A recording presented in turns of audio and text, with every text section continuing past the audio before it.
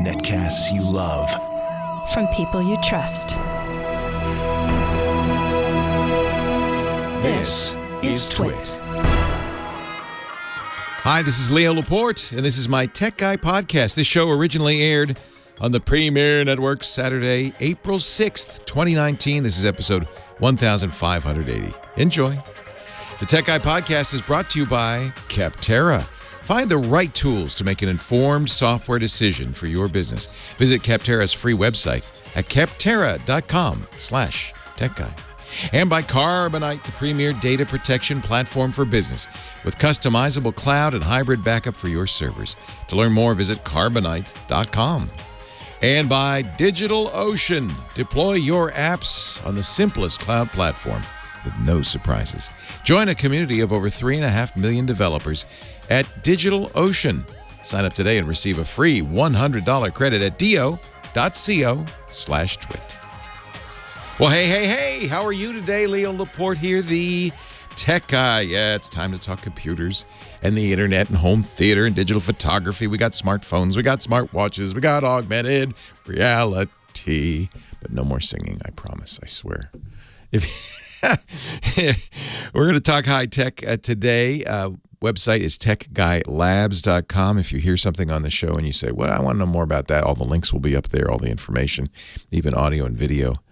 After the fact, techguylabs.com, and that's free. There's no sign up, so don't feel like you have to, pay or anything like that. You can't.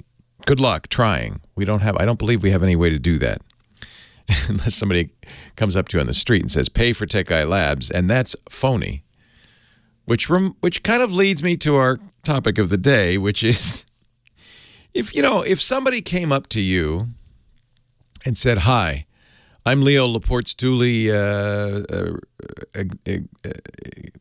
inaugurated representative here on Earth, and I would like $5 to pay for the website. I know he said it's free, but I want that money, and Leo won't let you use it unless you give it to me. Would you give him $5? No, you wouldn't. And yet, essentially, that's what we're getting every single day in our email, in our text messages, on our Facebook pages, is just nutty solicitations that no one in their right mind should fall for. And yet there's something about it, I guess, if it comes in email and if it pretends to be your bank or the IRS, if you get a phone call from a robotic voice, I get these regularly, and now that we're getting close to tax time, I expect to get more. Hello, this is the IRS. We are placing a lien on all your income, and you need to call us right now. Of course, it's not the IRS. Can I just say that right now? The IRS is not going to call you with a robotic voice. Or at all. They'll send you a letter. They like to send letters. But this is a problem, and it is related to something we're seeing in the headlines these days. Last year, they were saying year 2018 was the year of ransomware. Well, guess what?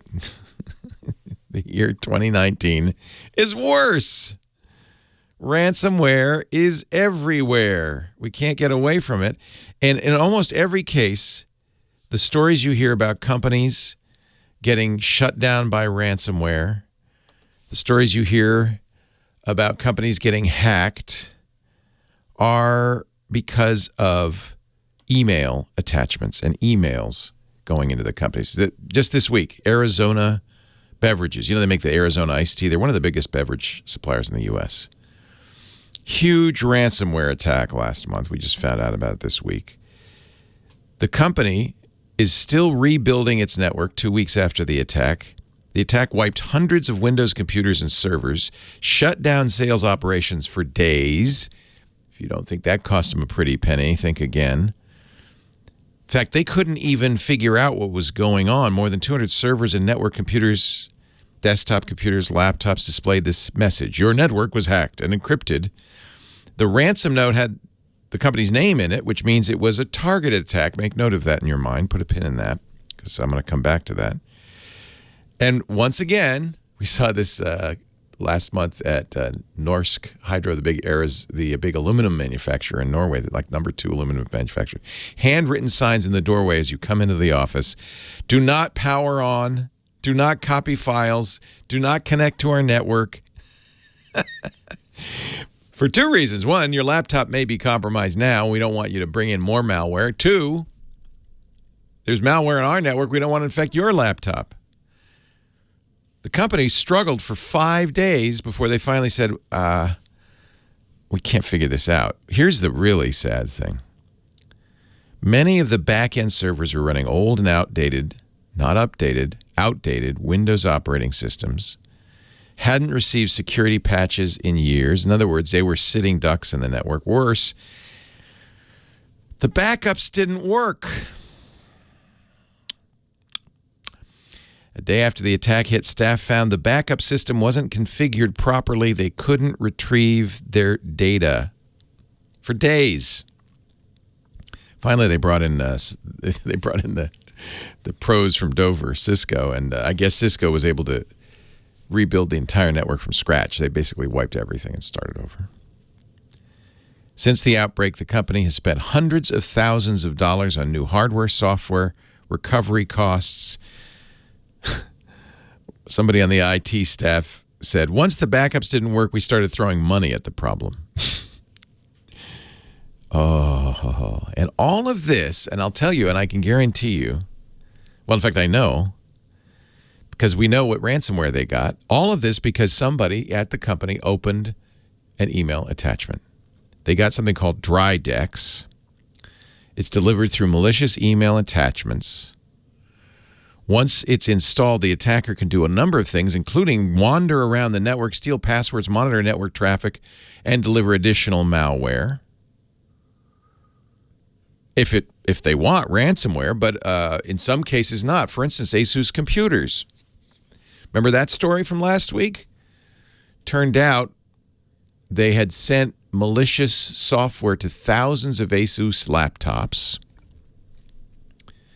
signed by Asus through the Asus update tool. So if you're an Asus user, you wouldn't know any different.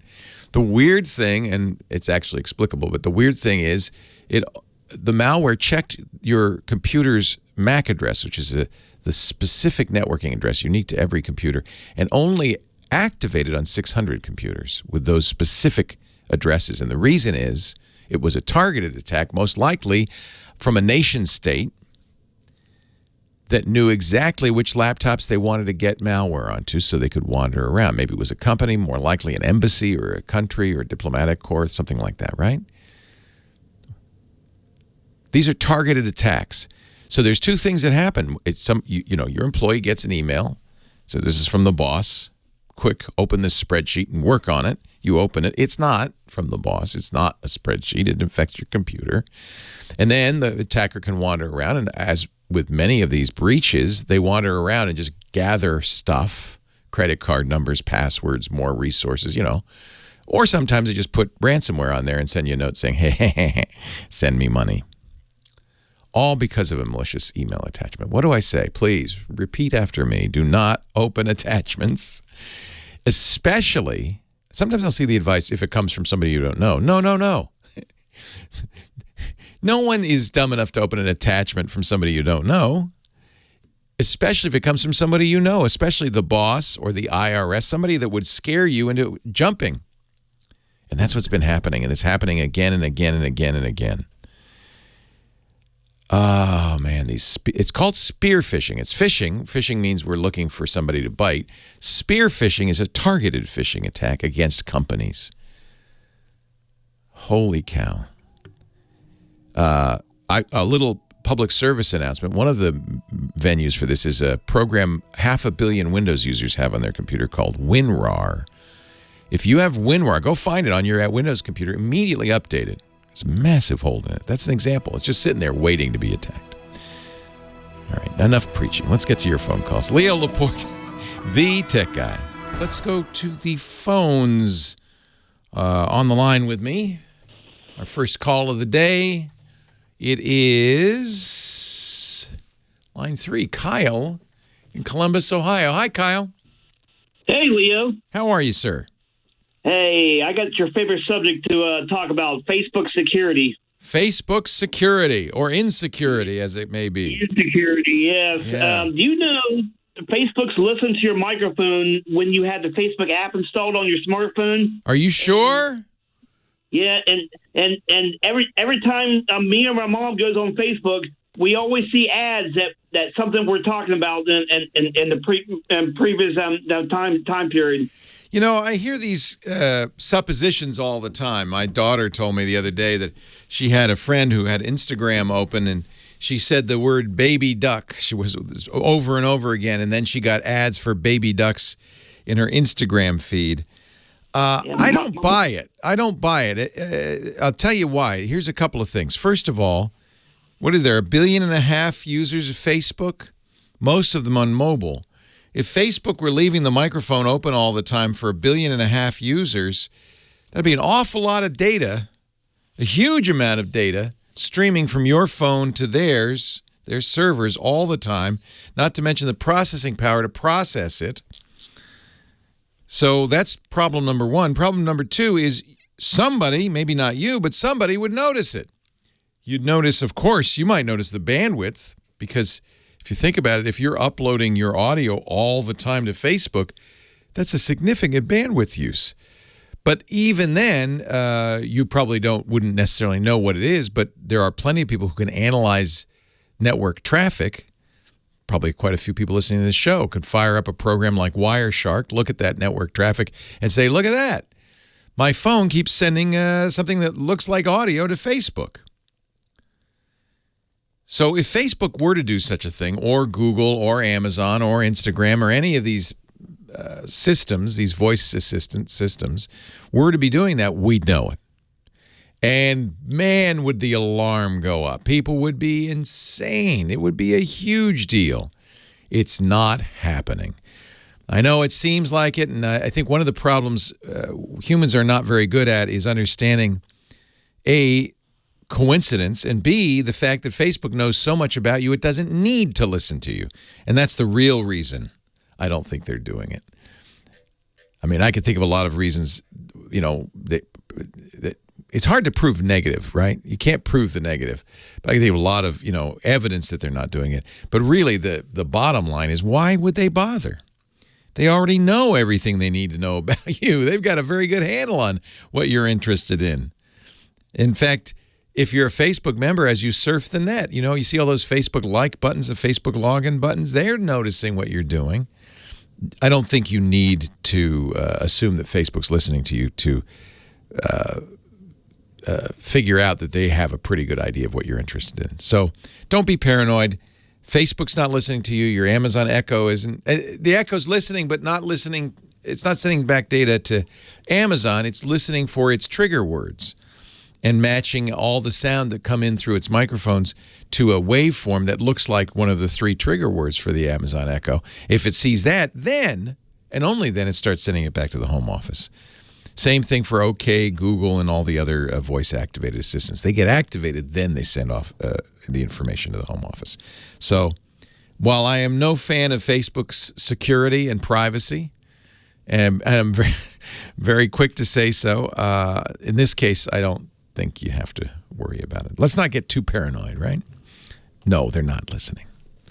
Let's go to line 4, Fred in Fontana, California. Hi, Fred. Hello. Hey, Leo. How you doing? I'm great. How are you? Doing great. I got kind of a goofy question. I don't know, a dumb question, but I like dumb questions. Please give me a dumb. It's easier to answer. I have an old computer that has Outlook 2000, and I got a brand new computer that has Outlook 360, and I was trying to copy over the contacts, and I tried with the old PST, save as PST, but just didn't seem to work. Yeah, I don't know if the PST files, maybe they changed from 2007. There is an export command. Don't export it as, well, actually, you can export as a PST. I wouldn't try to read the whole PST file. Try exporting the individual contacts calendars separately and then importing. And if I tried that. You can't do that either. And it didn't take it. Try a different format then that has other formats like comment separated and tab separated values, CSV and TSV. It also would probably offer VCF for the address book and ICS for the calendar. These are other standardized formats. I would try those.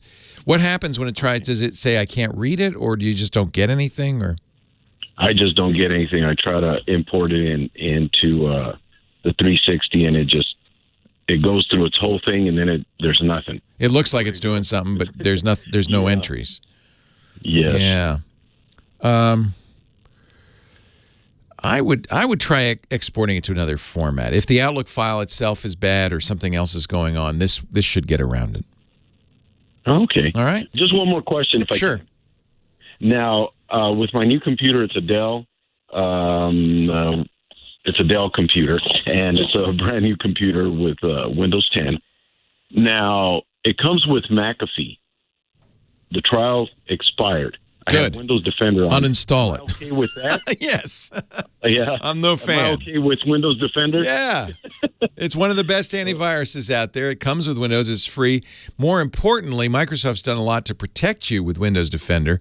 It has a new sandbox mode, and I honestly think Defender is more than enough. Here's the problem.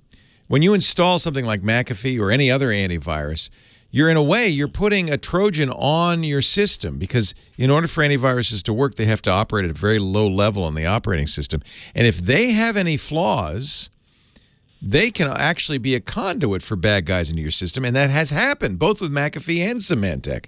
So you don't get additional protection. Any program you install raises the risk of, causing more problems, and in fact, an antivirus particularly so because of its low level. And it also costs money. So let's not. And in fact, if you're going to uninstall it, go to the McAfee site. They have a standalone uninstaller that will do a better job. Same thing with Symantec. Use the okay, so go straight to their site. Yeah, they'll have. I mean, you can do the uninstall routine, but I would still go to their site and look for. I'm pretty sure McAfee does. I know Symantec does. They have standalone uninstallers that are more efficient, more effective. They get rid of more files. You don't need it. Right. You got a great antivirus. You're all set. Great. I love your show, and thank you very much. I appreciate your help. Hey, appreciate your calling. Thanks for listening. I'm maybe an iconoclast on this one. I don't think so. Anytime I talk to a security person, I ask them, what do you think? They say, yeah, no, you don't need antiviruses. Modern computers are pretty well protected. Mac OS has its own system. Windows 10 has its own system. Really, as a user, your behavior is the most important thing. Don't open files from strangers. Don't click links from strangers or from anybody. Actually, don't open emails, even from people you know. If they have attachments, don't open them. Leo Laporte, the tech guy. Oh, that magic music, that magic red hot chili pepper music means it's time for our guy in the front row, Scott Wilkinson, our home theater geek, a contributor at techhive.com, and our welcome home theater expert. Hello, Scott. Hey, Leo, how you doing? Good to see you. Scott's all about the big screen, all about the surround sound, the Atmos and all that. I was watching last night, there's a new movie on Netflix called Highwaymen, which is about the two former Texas Rangers who caught Bonnie and Clyde. Oh, no kidding. Kevin Costner and the stoner from, what's his name? Woody Harrelson. Woody Harrelson, yeah he's the stoner. The stoner from Cheers is what I wanted to say. But anyway, he's great, though. I love him as an actor, and I love Kevin Costner. And it's a great movie. And at the end of it, I see Atmos sound. This is on Netflix. Yeah, Netflix does Atmos sound, absolutely. So if you have... on certain titles. Yeah, not all titles. This is a made-for-Netflix movie, so that's... Oh, yeah. It looked great. It was an HDR. It really looked... Probably HDR, probably Dolby Vision. Looked beautiful on the screen. Oh, I'm sure. And then, of course, to make that work, I'd need an Atmos decoding streaming device. I was watching it on the new Apple TV, which supports Atmos, I'm happy to say. And then, of course, I don't have the rest of the chain. You need an AV receiver and Atmos speakers and all of that. Right. But I did notice my receiver said Atmos, which I thought was encouraging. Well, that's interesting. Your receiver is a Denon, I think? It is. And I do keep it up to date. It might very well support it. Maybe it's not Atmos era. It's a couple of 3 years old. But I will check because eventually I want to get those up-firing speakers that would give me that full surround from above. Oh, yeah. It really is an impressive thing. Yeah. I highly recommend it. And if you can't put speakers, actual physical speakers on your ceiling, then those up-firing ones that you basically put on top of the ones that are your main speakers do a fine job as well. Pretty good. If you have the right kind of ceiling. Yes. Which I think you do. It's a flat. I do. It's flat with no ceiling. No asbestos. Acoustic tiles. No acoustic. It's just popcorn ceiling. Reflective drywall is what it is. Right. That's what you need. Exactly right. Good. Well, I will. Maybe I have firmware updates, or maybe it could be the Denon's just reporting whatever the the text it got from. Except that it needs to. Well, yeah, it could be the metadata coming in. I don't know what to do with it, but I'm getting Atmos. Whatever the heck that is. Anyway, I thought I'd mention that because it's good news. I know you're a big fan of Atmos, and it means that Netflix and others are starting to produce Atmos sound in their streaming movies. Yep. And I'm sorry, Steven Spielberg, but streaming movies are movies. They ought to be eligible for the Academy Award. I agree with you entirely. I disagree with Steven. Yeah. I think they, if it's a movie, it's a movie. Yep. The means by which you see it or consume it, whether you go out to a theater or stay at home, shouldn't really matter. And in fact, I would argue with you, Mr. Spielberg, because honestly, aren't the Oscars about the best art, the best? And does it have to be seen in a theater? No. And in fact, something like Roma, which was an amazing movie produced for Netflix, and that appeared in a few motion pictures just to qualify for the Oscars. In a few theaters just to qualify. To qualify. Really was, I think, the best picture of the year. And in terms of artistic work, it was amazing. And it may be, in fact, that producers, directors, actors, writers will have a better venue with some of these streaming companies. Apple's pouring billions in. Netflix is pouring billions in. Amazon's pouring billions in.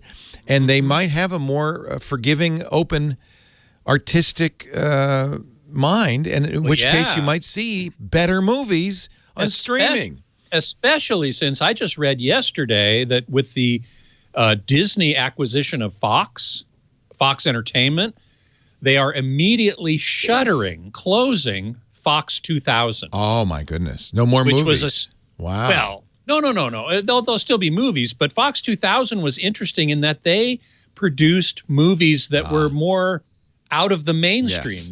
They weren't superhero movies, franchise movies. Life of Pi came out of Fox 2000. Yeah. And I think what's going to happen if the Oscars reject streaming movies is you're going to get big blockbusters, and that's it to vote on the Oscars. And the most artistic, interesting movies from directors like Cuarón are going to end up on streaming, and you're going to be not in the Oscars. And not in the Oscars. You're going to really be missing the boat. So Mr. Spielberg, with all due respect, let my movies go. Okay. Now you have a question from a listener. I do. Yeah. I got an email from Scott Hogman who says, I'm looking for a reasonably priced stereo receiver with Bluetooth. It must also have a tape monitor for my Bose 901 speakers. And he also would like to get one that has phono inputs for a turntable. Now, I'm sure you must remember. I don't know where you can have phono inputs on anything anymore. Well, no, you can. You absolutely can. Yeah. I found it difficult to find, first of all, stereo receivers, that is 2-channel audio receivers, are not common. No, all of them are surround now. All of them are surround. But you don't have to use all 5.1 speakers. No, that's true. You can do stereo, just connect the left and right and leave it at that. Right. But the real problem, and Bluetooth is becoming more common too, the real problem is finding a receiver that has what's called a tape loop, or sometimes an effects loop, which basically sends the signal out of the receiver before it hits the amplifiers, sends it to the equalizer that the Bose 901 speakers require. Yeah, remember that? Yeah. I do remember that. They got sold with the equalizer. That's right. And you can't use them without it. Yep. But you have to hook it up to the receiver using this sort of tape loop type thing. And then from the equalizer, it goes back into the receiver and finally to the amplifiers which then power the speakers, the Bose 901 speakers. I did find a couple that almost meet his requirements. There's the Yamaha R-S202, which lists for $180, but on the Yamaha website it's now $130. It has a tape loop. It has Bluetooth, but it does not have a phono input. Yeah.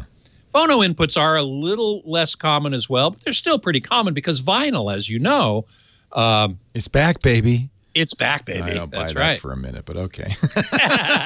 No. Among audiophiles, it's very revered. Yeah. The next one up I want to mention is the Yamaha again, R-S700, which is discontinued, but you might be able to find it somewhere. It has a phono input and tape loop, but it doesn't have Bluetooth. Let me ask you a question that's a little more general, because somebody called a couple of weeks ago and asked. He had a Yamaha receiver, and he said it didn't sound as good as an old receiver, still solid state, but an older receiver. And I thought maybe these new receivers, because listen to that price, $100, $200. $150. Maybe they're not using DACs and amps that are quite as good as an older system. You think that's possible? That is possible. Yeah, that is possible. They need to always in product design. You're looking at what price point do we want to hit? Yeah. Right. And so you make compromises here or there.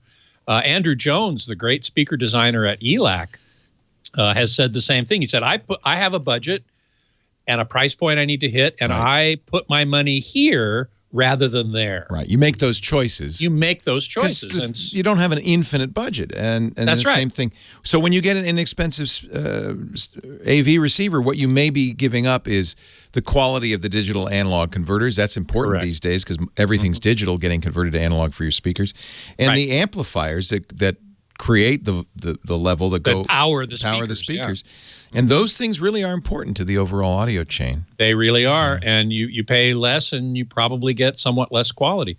I want to quickly mention the top end option here, which is the Outlaw RR2160. That lists for $850, so it's expensive. And it doesn't have Bluetooth, which means you'd need to buy a Bluetooth receiver, those a little extra extra box, which are cheap, $50, $100. And honestly, it probably has pretty good DACs. Oh, man, that thing's got really good sound. I have no doubt of that. Scott Wilkinson, our home theater geek, is at techhive.com and joins us every week. Thank you, Scott. You bet. Leo Laporte, the tech guy. Back to the phones we go. And line one, Brian in Indio, California. Hello, Brian. Hey, how you doing, Leo? I'm well. How are you? Pretty good. I've been having a problem with my Echo. Uh-oh. Or should I say my... Echo. Say Echo. Don't say the A word. Your Alyosha? Alexandria. It's kind of a problem because, there's last week, Scott Wilkinson was talking about a cinema camera that's very popular, the A-Word 65 from Arri. It's not related to the Echo, but I guess we just can't say the A-word anymore, A-L-E-X-A, the trigger word for Echoes. In fact, it's interesting, the number of young girls being named A-L-E-X-A has plummeted since the Echo came out. Rightly so. Anyway, what's your problem? Well, for about the past week, it's been having a little attitude. Uh-oh. Every once in a while, I'll ask it a question, and they'll say, sorry, something happened, try again in a few minutes. That's your internet being down. Well, we got a new router, so that's not it. It doesn't. No, that is it. No, that's it. It happens to me. It happens to everybody. If your internet is not working, that's exactly the response you'll get from the Echo. Sorry, I'm having trouble. And the fact that you just got a new router doesn't mean it's all gone.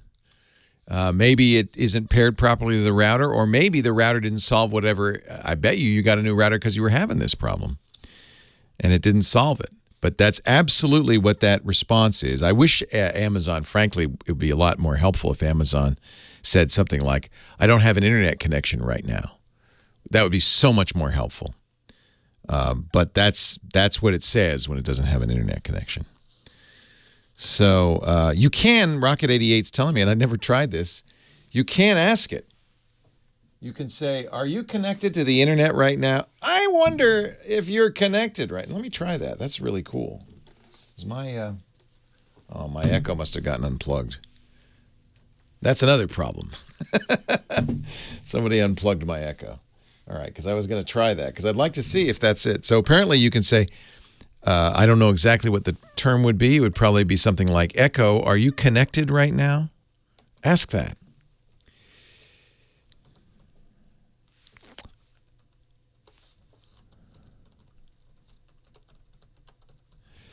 Echo, are you connected right now? I'm looking to see.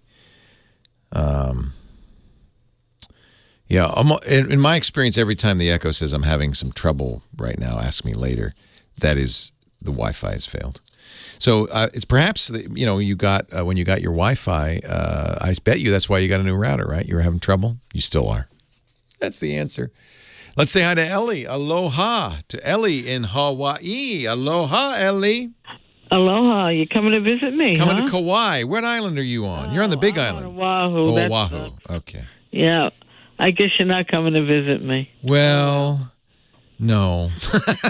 I was thinking maybe we're going through Oahu, but no, we're flying direct to Kauai. I'm sorry. Oh, well, that's a nice, quiet place to be. That's where we wanted. We wanted quiet and rainy, like all the time, right? That's what we're going to get. Yep. Nonstop. Yeah, basically, yeah. There is a dry side, I hope. Yeah, there is. Okay, good. How long have you lived in Hawaii, Ellie? About 20 years. Wow. And why did you move there in the first place? Well, I like the weather. Yeah. Right? Yeah, you're in the tropics. The winters. I hate the winters. Yeah. Well, now, it's not really tropics, it's subtropics, but it's still nice. It's pretty nice. Yeah. I know Ellie for a long time because she's called before. For a long time, she ran a site, Hawaii for the Rest of Us, for people with disabilities visiting Hawaii. And I know that Ellie is, are you blind or just low vision? Legally blind, Legally blind. I have some vision. Okay. But you've always been my expert on accessibility on the iPhone, for among other things. Well, I still keep up with it. Good. Good. And I still help other people for no cost. That's nice of you. I know. I like doing that. Yeah, you're a nice person. Well, what can I do to help her? I want to get a GoPro camera, and it's confusing because they have 3 different colors, white, silver, and black. And I hate the white one, but yet it says if you're just starting out to get the white one. And I don't want to. It's not about color. With GoPro, it's not about color. They're different. They're all heroes. There's the Hero 7 Black, Hero 7 Silver, Hero 7 White, and it has to do with capabilities. So it's a little confusing. I guess they are those colors. Maybe not. Yeah, I guess they are. But the best, of course, is the Hero Black. The black one. Yeah. And that's the most expensive. Well, that makes sense, right? Yeah, of course. And then there's the Hero Fusion. That's a 360-degree camera. So they say, it's interesting they say that. I guess here's my suggestion. What are you getting the GoPro for? What do you want to do with it? Oh, watch people surf, take pictures of surfing and things like that. Oh, you want the waterproof capability? Yeah. You're going to have to get a little case for it, but they're not expensive. And then, and you like it's pretty wide angle. That's kind of fun for surfing and stuff. Right. Yeah. And they're small. It's waterproof down to 33 feet. So actually that's pretty small. Yeah. Yeah. All right. So the white would do that at $199. Now it's $100 more for the silver. It gets better video. That's the biggest difference, by the way, is the quality of the video. I think the white's ugly anyway, so I don't want. Oh, you don't even like the color. All right, well, I'm gonna send you a curveball then. You ready for a curveball? Yep. The company, a Chinese company called Xiaomi, makes these are the category, the GoPro category is action cam. Right. Xiaomi makes an excellent action cam called the Yi Cam. And I actually prefer the Yi Cam to the GoPro. It's very similar in size and so forth. They make it's 4K. They make it waterproof. They sell it in the United States. It's, I think, a very good camera, very aggressively priced. Same price as you'd get a GoPro White, that roughly $200. You can get a 4K Yicam with a waterproof case. Cool. So they sell them on Amazon. Yi is Y-I. They're about the same size and shape as a GoPro. I replaced my GoPro with a Yicam, and I've been very happy. There's another advantage. I worry about GoPro. You know, they've been having some financial difficulty. I think they're a company that's, I don't know if they've come back, but they've had some problems. And so I'm thinking, you know, Xiaomi is not going anywhere. They're a really big, successful Chinese company. So it might be my guess that they're going to be around a little longer. I really like the Yicam. Take a look at it. And I don't know if anybody, I don't know if anybody has an opinion in the chat room. Some people, Kupua 808 says GoPro has made strides, so that's good news if they're doing better. And Compter, who I don't know if he's used both, but he says the Hero 7 is better. I don't know. I have the Hero Fusion because was one of the best 360 cameras out there, and I had problems with the software. It was kind of funky software. I felt like GoPro had kind of, I don't know, ignored the product a little bit. So I didn't have the best experience. On the other hand, the Yicam is great, and it's much less expensive. So I would say go ahead, get the Yicam, and then let me know, okay? Okay. Great, Ellie. I have to tell you something, though. Yeah. There's 4 catchwords for the ALEXA. What's that? Oh, 4. There's computer, there's Right. Amazon, there's ALEXA. What's the 4th? Oh, is it Echo? ECHO. Oh, you can use Echo. Okay. Right. So 4. I said 3. All right, 4. Right. Yep. Thank you for the correction. Thank you for counting. No problem. I just want everybody to know out there. And Ellie, I'm going to say a big aloha, which means Aloha to you, too. goodbye for now, but I'm on my way. All right. Take See care. you in April. Leo Laporte, the Tech Guy. The Tech Guy podcast brought to you today. And by the way, yes, I know I'm in Hawaii. That's why I look different. But we have a brand new show all made just for you. So I hope you're enjoying it. We'll get back to it in a moment. But first, a word from our sponsors at Capterra. Capterra is actually a boon to me because people used to call the Tech Guy and say, I run a veterinary office and I need software for our business. And I'd have to say, well, I am not an expert on business software. Or maybe they'd Google it and get a whole bunch of listings of who knows what, just a dog pile of dog grooming software, whatever. Instead, I recommend you go to the best business software searching site ever, Capterra. Capterra is amazing. 700 specific categories of business software. Everything from project management to email marketing to yoga studio management, dog grooming business, everything. And the key is, I know that the worst software you run on a day-to-day basis, almost always, is that line of business program that you had custom written 12 years ago for Windows XP, or worse, you bought out of the box in 1998, and it still thinks you're running Windows 98. I mean, this stuff is awful. But the good news is there's great business software out there, up-to-date modern business software, a lot of it running as a web application, great new features. It's out there waiting for you. You just have to find it, and Capterra's got it. But more than just all the software, and I mean all, Capterra also has 800,000 real reviews by real users. Capterra vets them all. They're very careful to make sure those reviews are not hyped. They're not from a competitor. They're real reviews by real users, and that means you're getting the straight scoop on every program you're interested in. The search engine makes it simple. They've got checkboxes. You check the features you want. You leave unchecked the features you don't want. It'll give you a list of software that matches your exact needs. You can even compare them side by side. Look at the reviews. Pick the ones you want to try, and you're done.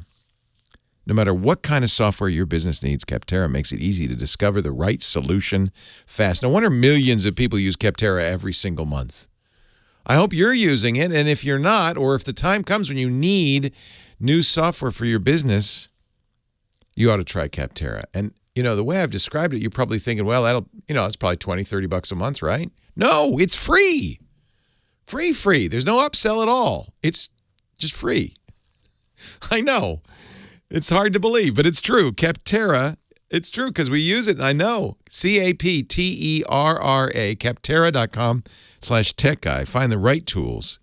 When the boss comes to you and says, Smithers, you need to find me new software, you know where to go. Capterra.com/tech guy. Capterra, software selection simplified. Capterra.com/tech guy. We thank him so much for supporting the Tech Guy Show. You support the Tech Guy Show by using that special web address, Capterra.com/tech guy. Now back to the show. Leo Laporte, the Tech Guy. Let's see. Let's start the hour with a great call. And I know that's what I'm going to get when I hear from Robert in San Antonio, Texas. Hello, Robert. I don't believe it, Leo. You made it. You made it. Hallelujah. I remember me. It was 27 years I was waiting to get a hold of you. Here it is only now. You and I have gone gray in in all that time. Oh, boy, I tell you. Welcome. Wonderful. Thanks for your patience. I really appreciate it. That's no problem. I got nothing but time right now. Here's my problem. I bought the Alcatel A621. Yeah. It's called the Pixel Glory smartphone. Well, that is a rather fancy name for that phone. The Pixie Glory. Yeah. The Pixel Glory, and that's the whole descriptor of it. Yep. I've been sitting here while I've been waiting to talk to you about it, trying to figure out as much as I can to help me find out what I'm looking for. One thing I really hate about it is they keep making you upgrade the basic software that you need for the phone to work, and it's slowly but surely running me out of space where I can't, keep upgrading. It's not supposed to do that. It's supposed to do what we call upgrade in place, which is take the same amount of space but just put something newer where the old stuff was. So you're running out of space on that thing, huh? That's what I thought they'd do. Well, that's my secondary problem. I'll worry about that. It's not. I have to be honest. It's not the biggest. When you get an Alcatel phone, they're inexpensive, and one of the ways they make it inexpensive, they don't have a huge amount of storage in that thing. No, it doesn't. That's what I was trying to figure out here while I was looking for. In fact, I would, if you ask me, you never should get an Android device with only 4 gigs of storage because you're gonna have this problem. You're not going to be able to update it. Yeah, you're going to eat it up real quick. Yeah. Anyway, that's my secondary problem. I just wanted this thing really basically so I could use it with my primary problem. Why I called is that I can't get it to call through Wi-Fi. I can't get it to see my Wi-Fi system here. Yeah. And it just gives me error code 99, Reg 99. It says. Are you on Straight Talk? Who did you get this from? I just bought it from Walmart. Yeah, so you're on Straight Talk, Walmart's. No, I'm not on their service. Oh, for the service for the phone itself, I'm actually on the government program. Got it. It's for the. It's the Obama phone. So, yeah, right. Yeah, but who is the cell carrier? The carrier is a track phone. It should be. It's a track phone. Okay. So it may be that the carrier doesn't support Wi-Fi calling anyway. Oh. Well, so in order for you to use Wi-Fi calling, both the phone and the carrier have to support it. And generally speaking, lower-cost phones on lower-cost carriers do not. That's a high-price spread. And so my guess is it just doesn't support it. It's interesting. That phone sounds like it does. It has a switch for it, obviously, or you wouldn't get the error. Right. Well, yeah, it does have a switch. You can turn it on and off. Be my guess what I basically wanted it for, and I got around it by using what do you call it? Viber or one of those programs, Skype. No. WhatsApp. Oh, I can't think of the name of it. See, this is the way to get around it is to use a data-only calling system. And almost all the messaging programs now have that built in. See, that Messenger is what I was using. Messenger, Facebook Messenger, absolutely. That's right. Yeah. And you can even install the light version. Yeah. And they have a light version for Facebook also. Perfect. That's what I would do. what I use that for is that if I want to do it without Exactly. using up minutes on the other one. Exactly. Can I tell you the dirty little secret of Wi-Fi calling on Verizon and T-Mobile and the other companies that support it? They still charge you minutes, even though it's your bandwidth. Really? Yes. So you don't want it anyway. That's outrageous. Yeah, I don't think TracFone actually supports Wi-Fi calling. And so that switch is useless. Turn that off. But you found the right workaround, which is to use a data-only phone service like the free one from Facebook Messenger. Right. Yeah, because I knew I had my Wi-Fi set up here, and I knew before I even registered this phone, I wanted to make sure that it would work with my Wi-Fi. Perfect. Through Messenger. So you're getting data. That's all working. It's just this. Hey, you taught me well. I've been listening to you for all the 27 years. Oh, Robert, I'm going to burst into tears here. Thank you. I'm glad it's working for you. She's been in love with you too. Oh, what's her name? Hi. Massive crush on you. Oh my goodness. Way back when. Okay, what's her name? Josie. Josie, I'm blowing you a kiss. Mwah. Thank you. I caught it. She can see it in about with a delay. She'll be able to see She'll it get on a my kiss other- in about a minute. She'll get that kiss. It takes a little while to get all the way to San Antone. Oh, I tell you, Oh, it just blew my mind when I first got through that first time, and I said, "Hey, I've been waiting 27 years trying to." Oh, that's awesome. Well, I think, Robert, you know what you're doing. You figured this all out. The best way to do it is, and you're smart. Use the light version of Facebook because you don't have a lot of free space on that phone. Right. It doesn't allow you to. Is it because of the cheap phone that I can't store? Because it'll handle a 32 gig SD card. Oh, that's good. But what my problem is, it only allows me to put certain things on there. Like That's right. It'll let me put ES File Explorer. That's right. Gift Maker, the Facebook Lite, Messenger Lite, Translate, and VLC. That's the only six that'll let me put on there. I'm impressed. Robert, you're a geek. Does Josie know this? Hey, it's only thanks to you. You're the man. So the rule on Android is if it has a widget, you can't put it on an SD card. And most apps now have widgets. So you're doing exactly what you can do. The problem is that 4 gigs means there's not enough room to download and install an update. Once it's installed, it would eliminate the extra space. But in order to install it, it has to download it. You'd have to have enough extra space to download it and install it, and you just don't. It was such a cheap phone. It was $23. Yeah. I bought 3 of them. Yeah.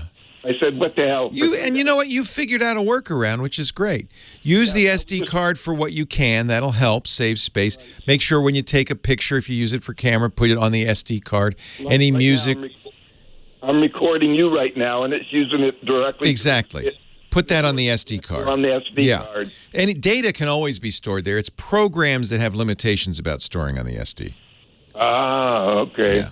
So just always put your data there. That's a good place to do it. You have very limited storage on the internal storage, but you're saving a ton of money.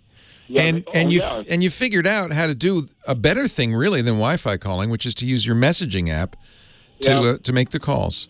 Well, the other minutes that they give me, I don't know why. I don't know if I should say this over the air, but they're giving me more than they should, and I'm not going to stop them. No, but you probably don't even need them. That's the funny thing, right? I mean, nowadays, who makes phone calls? Robert, love to you and Josie. Leo Laporte, the tech guy. Don't wait another 21 years to call, okay? David's on the line from Anaheim. Thanks for calling, David. Hey, Leo. Thanks for taking my call. My pleasure. 2 questions, sir. Yeah. I have a Galaxy Note 8, and I wanted to get your thoughts on whether Bixby or Google Assistant would be a better choice to use if I wanted to get a Siri-like experience. So I think they're kind of coexistent. All of Samsung's Galaxy phones have Google Assistant on them.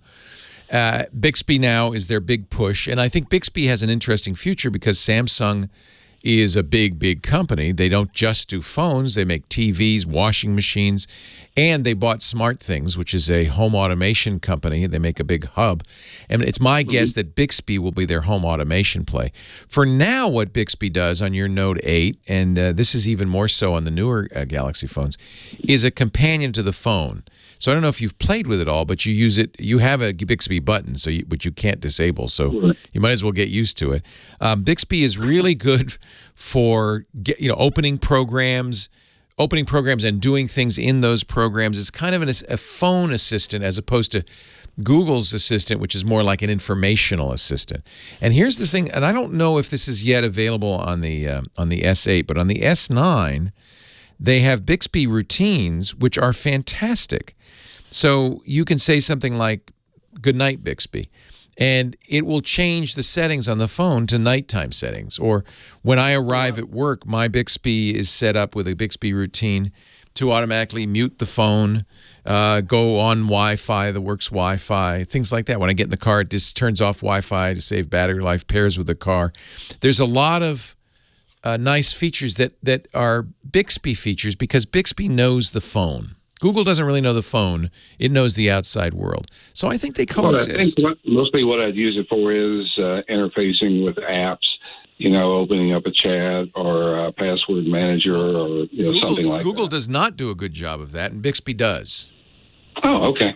I mean, you can open apps, but Google doesn't know as much about the phone as Bixby does. You can, for instance, use Bixby to open a video editor and actually make edits with Bixby.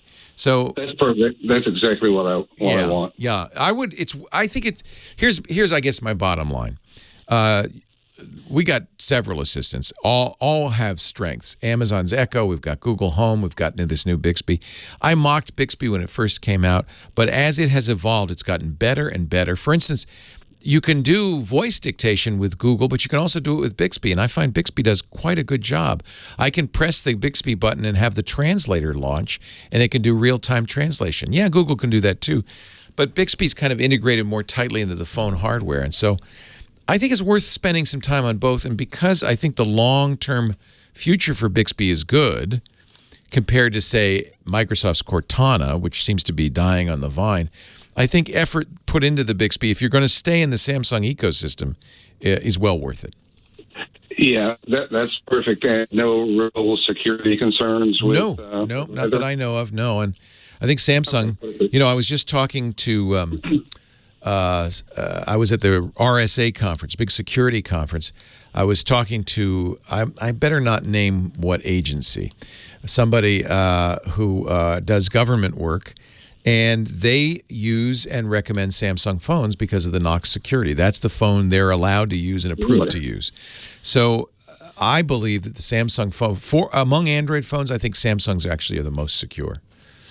Okay, excellent. And could I ask one other quick question for you? Sure. I have a home network with some Windows 10 PCs, and some Apple devices attached to it.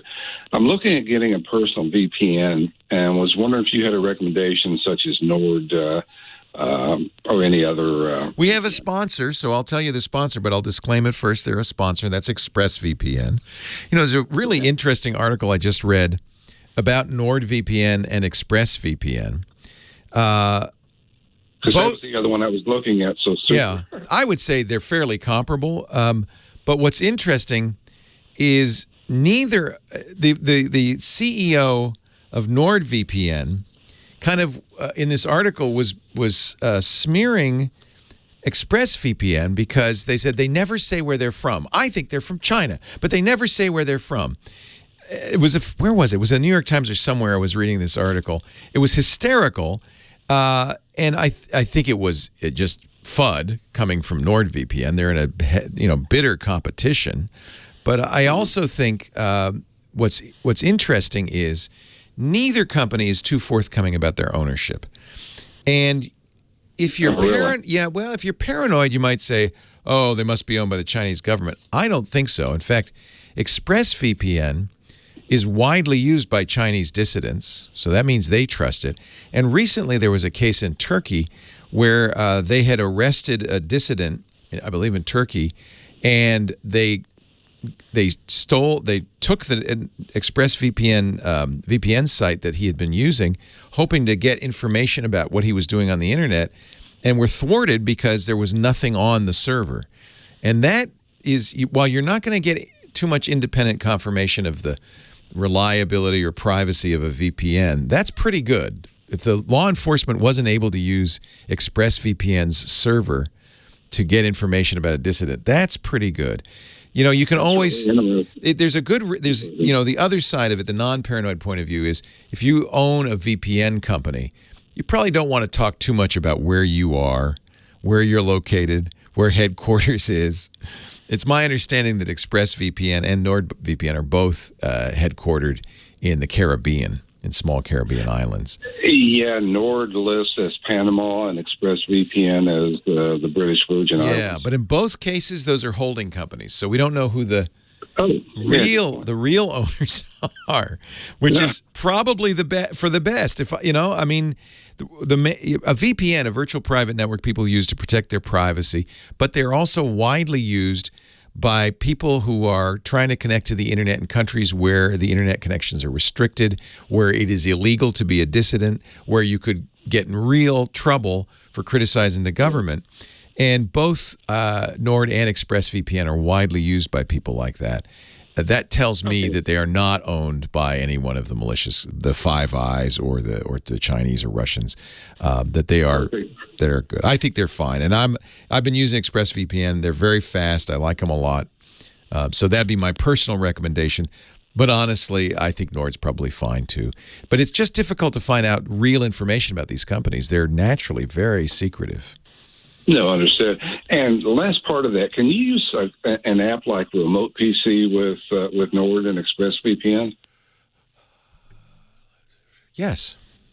Oh, okay, cool. Yeah, because that traffic kind of is within they do the authentication within the connection, so it's not harmed by the VPN at all. Perfect. Exactly what I was looking for, Leo. I really appreciate it. Yeah, thank you. I appreciate it. It's hard to get real, honest reviews for VPN services because there are a lot of affiliates out there who say, oh, this is the best because they're going to make money on it. I don't make money because you buy ExpressVPN. I make money because they run ads on our podcasts. But whether you buy it or not doesn't make me more money. And I honestly think they're very good. Leo Laporte, the tech guy. He's been everywhere, my friends. He's Johnny Jet. He's breathing the mountain air. He's our traveling guru. Joins us each and every week to help us travel better with technology. Hi, Johnny. Hello, Leo. Where are your travels taking you these days? You're getting all over the world again, doing that all traveling all over. And do you ever get tired of it? Do you ever just want to stay home? You know, since I have a son, yeah. I don't want to travel without him. But I'm very fortunate to do what I do. I get to travel the world, usually on someone else's dime. There's another one on the way. There is. So that's gonna be a lot of work. You know, two children is more than twice as hard. That's what I heard. I heard one child is like having one, and two is like having 20. Well, 3 at least. So it gets it's logarithmic or something. It's exponential. It really is. So, do you think you'll still be able to travel when the? I hope so. I hope so. Well, you know what? I didn't think I was going to be able to travel with Jack. Your wife Natalie, who is a Pinterest influencer, she travels a lot too. So you have some incentive. Oh yeah, Jack's flown 60 times already. He's just turned 2. Wow. So, and he didn't fly the first 8 months. Was he scared? No, he was. The guy loves it. He loves flying. Actually, we flew one time not too long ago from Lanai to Honolulu. It was only a 20-minute flight, and he flipped out because the flight was too short. Those scare me. He tried to get back out. Those little puddle jumpers, that scares me. I don't like them either. But you know what? Usually in Hawaii, it's nice and it's a pretty view, that's for sure. Yeah, the weather's usually pretty good, and you know that's why Hawaiian Airlines actually just came out again. I don't know how many years in a row. They're always the #1 airline on time departures. That's because of the weather. That's what I'm flying when I go to Hawaii next week. I'm going to Kauai on Hawaiian Airlines. But the chances of your flight being on time are very good. I think 88%. I guess that's okay. I'm used to flights being a little delayed. That's kind of normal. Because we fly out of San Francisco, which is the opposite of Hawaii.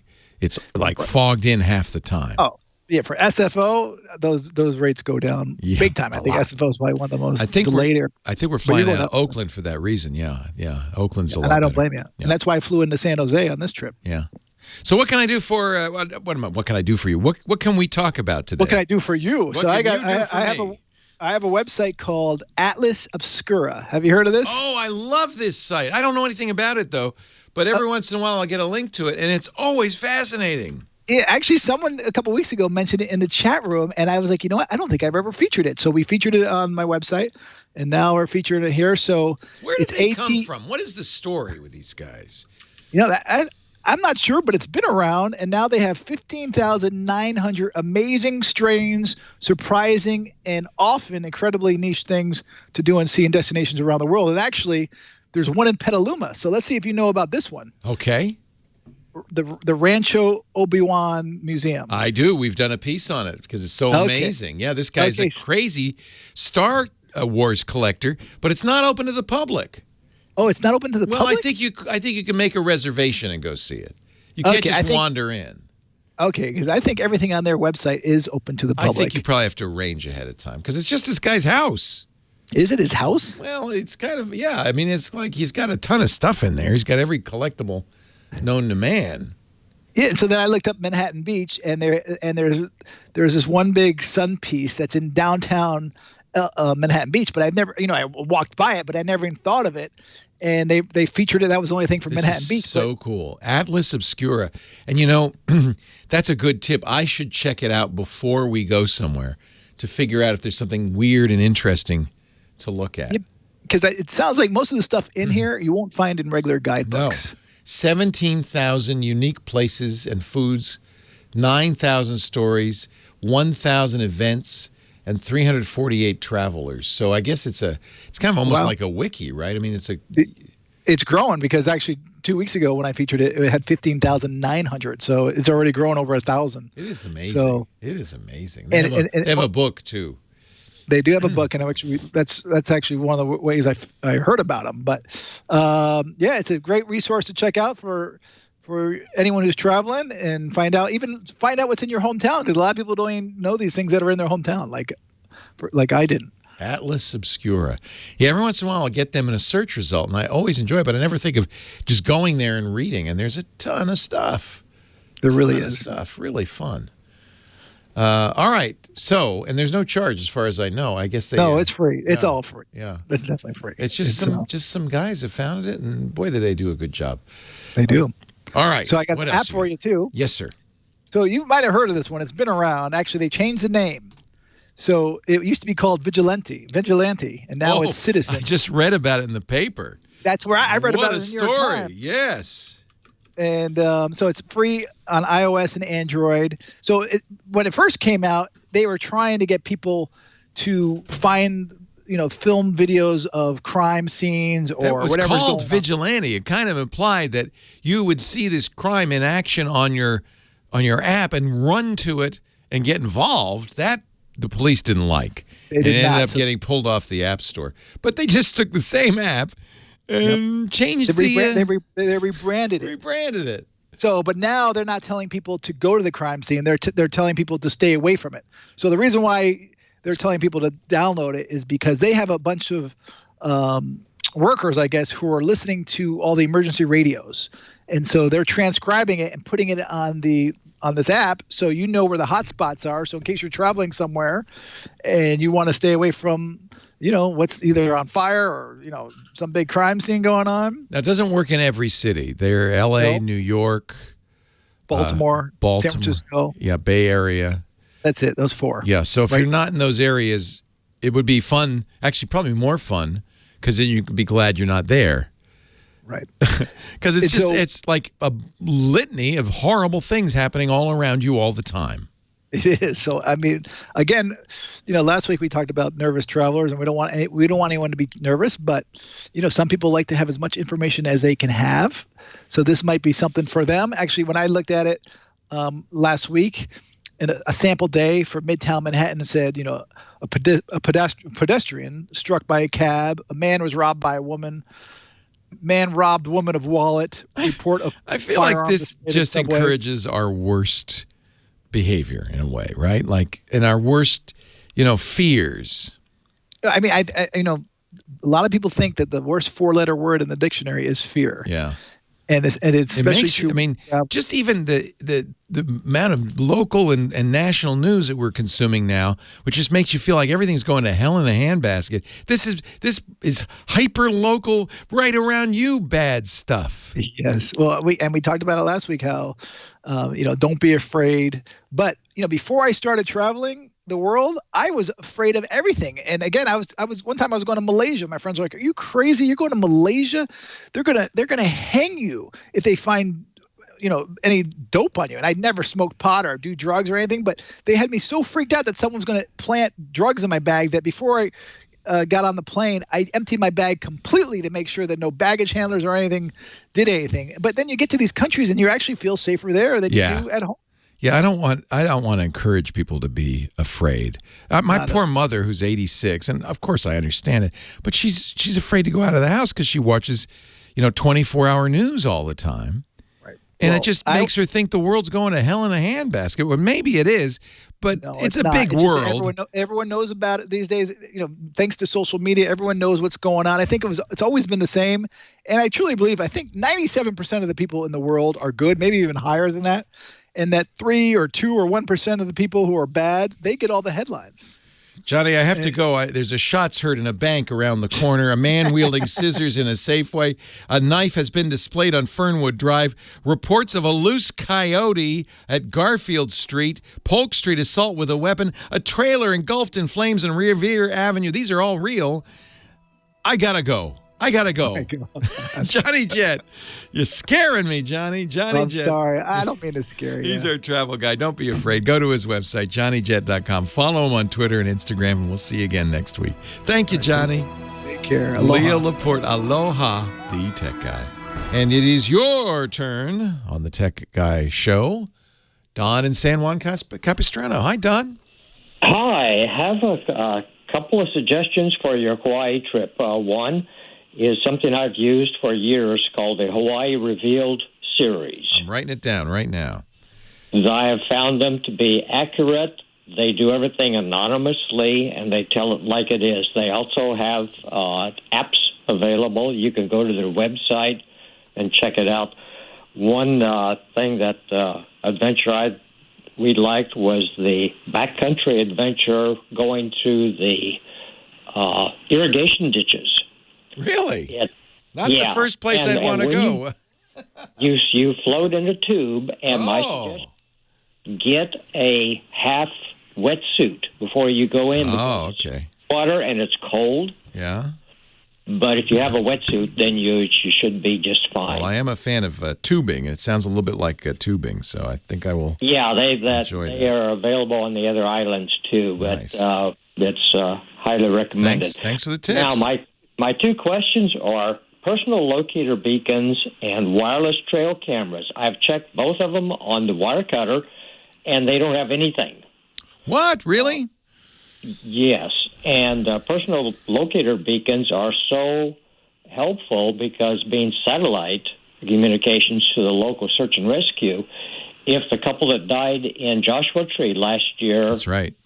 had one, chances are they would have been alive. That's right. It's not just for hikers. It could be for anybody who gets in a serious situation. So what you're talking about are PLBs, personal locator beacons. Right. There are also devices that can send SOSs called satellite messengers. So, well, some of them can be two-way communications. Right. And there are a number of them available. REI has some and so on, but the reviews seem to be contradictory at times, just like they are with the wireless trail cameras. Right. And I'm hoping you might have some ideas, or maybe the group might have some ideas about what actually works in the real world. In the wireless trail cameras, I run a string of trail cameras to monitor mountain lion travels. Oh, wow. Really enjoy not having to traipse out to the areas to check on the SD cards each time. We interviewed a really interesting nonprofit that does wireless monitoring of the rainforest, and they actually build their own using old repurposed iPhones, and they are also wireless because they use they must use cell signals, but apparently they're able to do it even in the rainforest, and it's kind of a very cool thing. I'm no expert though on which wireless trail cameras work, so I don't have any experience with these personal locator beacons, although I've had people call before and talk about them, and I know there are different networks, they're competing networks. There's information that you probably should get. And you mentioned REI; they have a very good page on REI's site. I'll put it in our show notes. How to choose between a personal locating beacon and a satellite messenger like the Spot. So I'll put that in the show notes if people want to read that. And then anybody who has are you looking for a recommendation for a PLB? It sounds like you know all about those. Yes, I'm looking for something to try and separate the wheat from the chaff. Okay. So that would be, I'm just going to send this out to our chat room and anybody listening to the show, we can talk about it. And then secondly, wireless trail cameras. I wish I could remember the name of that group that was doing these cameras in the Amazon, because it was a really... Well, maybe when you locate it, you can put it in the show notes. Yeah, I will. And of course, one of the advantages of our show notes is everybody can add to the show notes at any time. I want to make it a resource for the whole community. The show notes are at techguylabs.com. We divide them up each... I found when I was trying to ask a question in the chat room, it's kind of like trying to drink from a fire hose. I know. The chat room, you get enough people in there all talking at once, it can get crazy in there. So yeah, if you monitor the chat room, you'll also find information there. But I think the website's a good resource, techguylabs.com. And if you have something to add on this, we divide the page up into shows, each show up into hours, each hour up into calls and segments, and you can go right to this segment. What is it? It's segment number 4, hour number 2. Episode 1580. So you can go right there on the website and you can leave a comment. Now, we don't charge for the use of the website. We don't ask for sign up, but we do ask you to log in if you're going to leave a comment with your Twitter or your Google or your Facebook.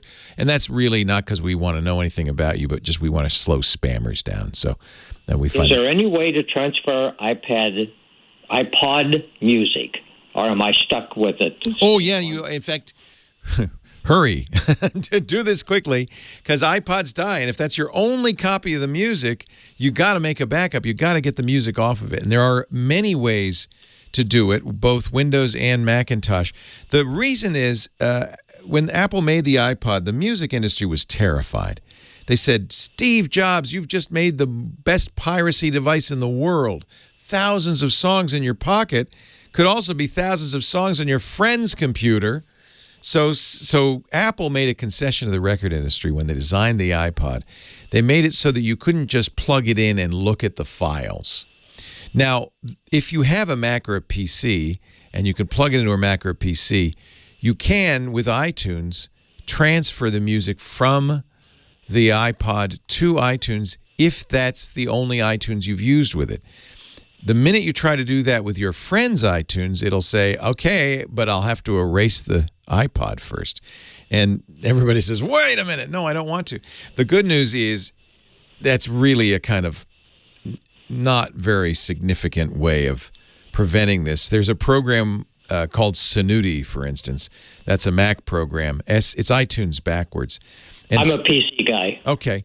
There are also equivalents on the PC that can read the files, copy them off, because it is just a USB-connected hard drive. It's just that they've kind of obfuscated the file names and the information.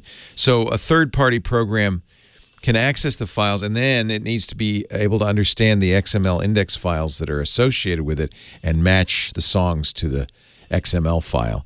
And that's not that hard to do. Let me look for I can't remember a good one for the chat room will know, but I can't remember a good iPod extractor for Windows. Let me just look real quickly.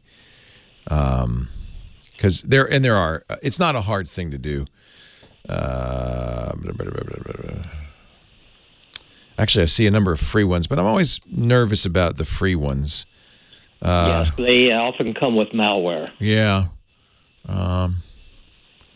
I've used these. I just don't remember the names off the top of my head. They're still, by the way, the chat room, and I don't know if you've noticed, is still talking about beacons and cameras. They're still on the last question you had. Oh, yeah, iExplorer. There's a good one. I know that one. iExplorer. It's from macroplant.com.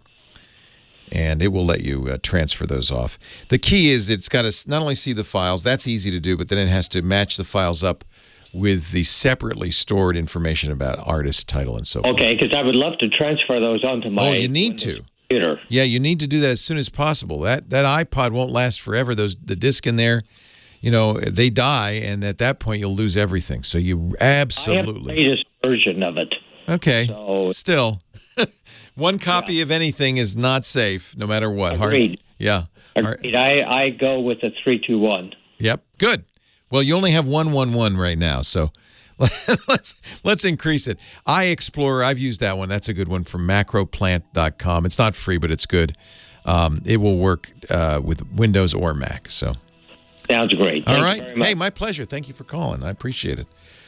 Yeah, it's kind of a weak copy protection, a weak anti-piracy feature, but Apple thought we better do this. Leo Laporte, the tech guy. More calls coming up.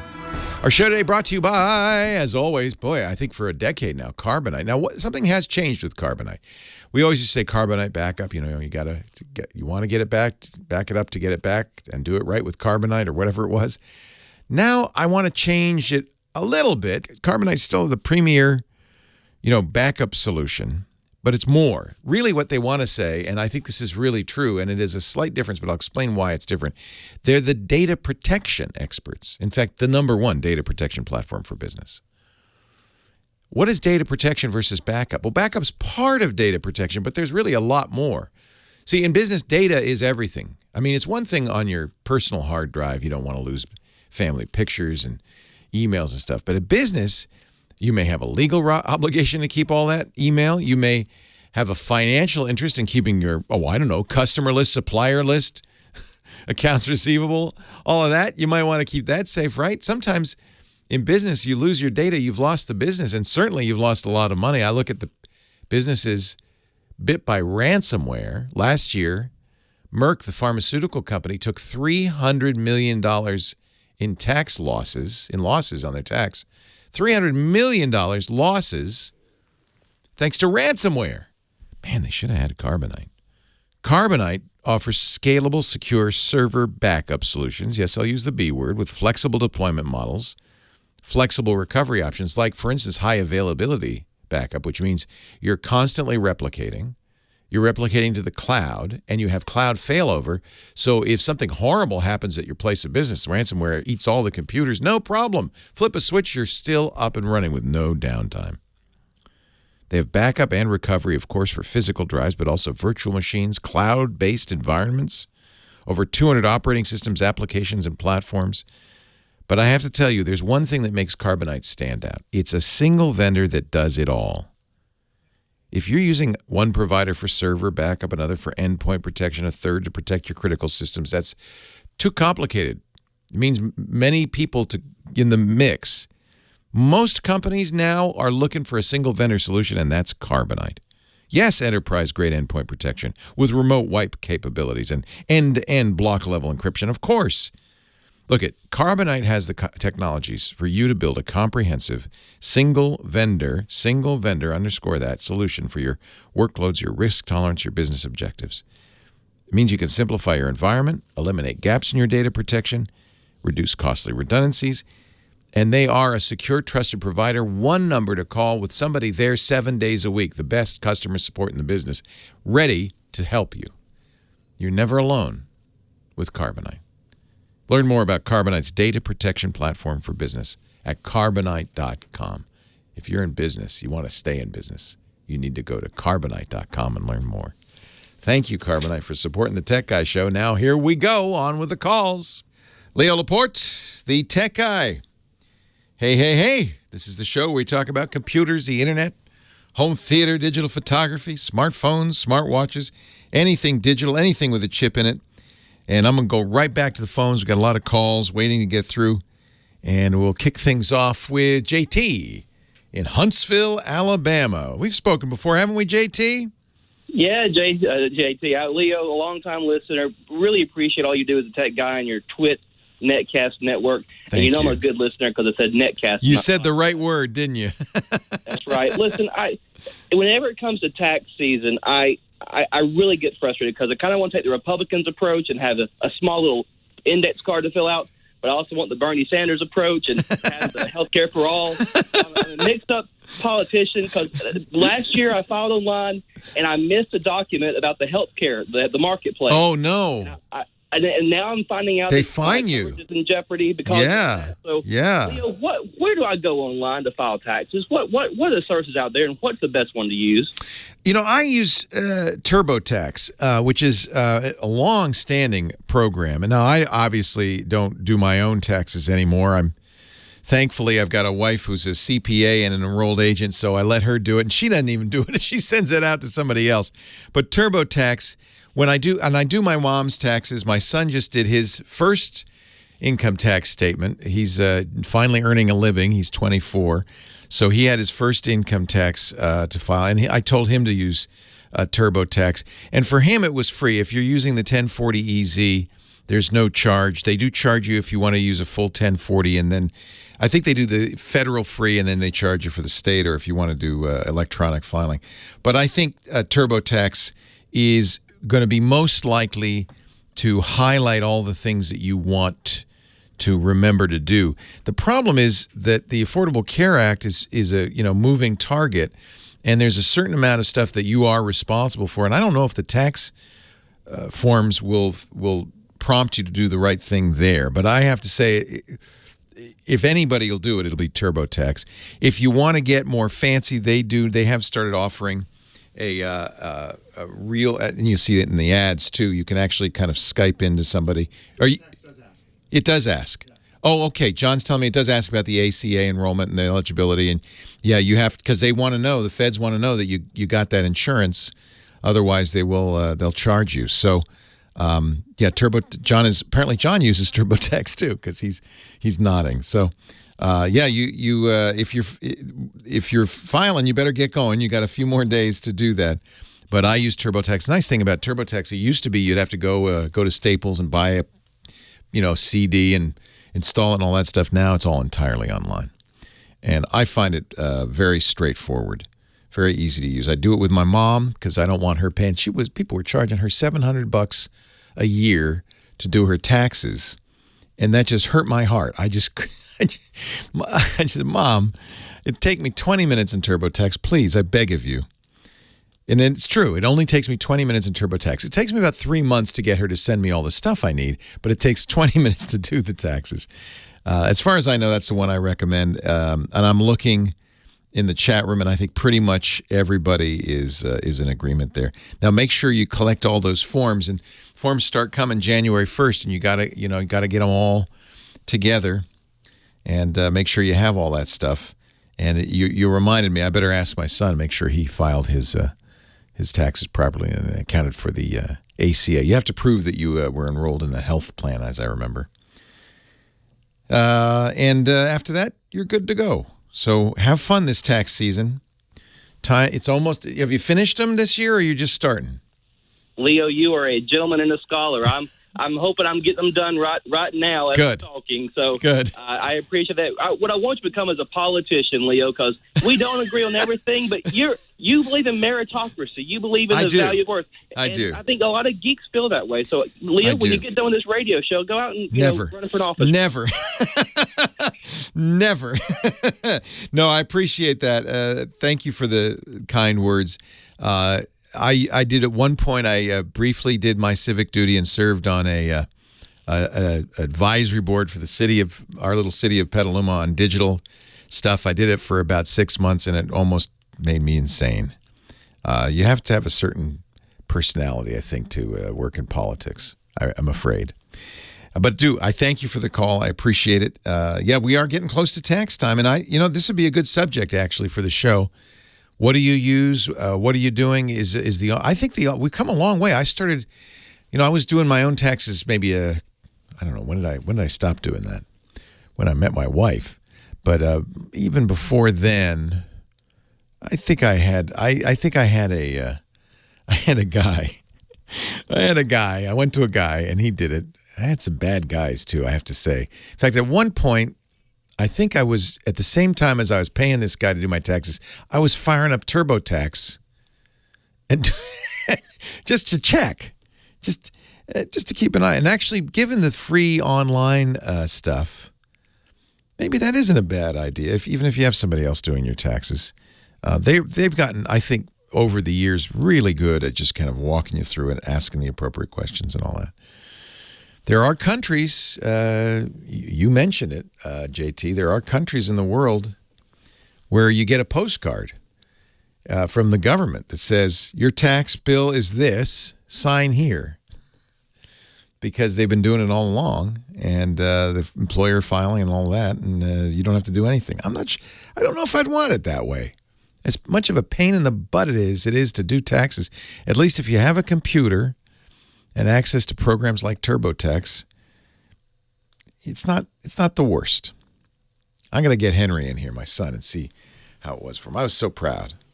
Your first income tax.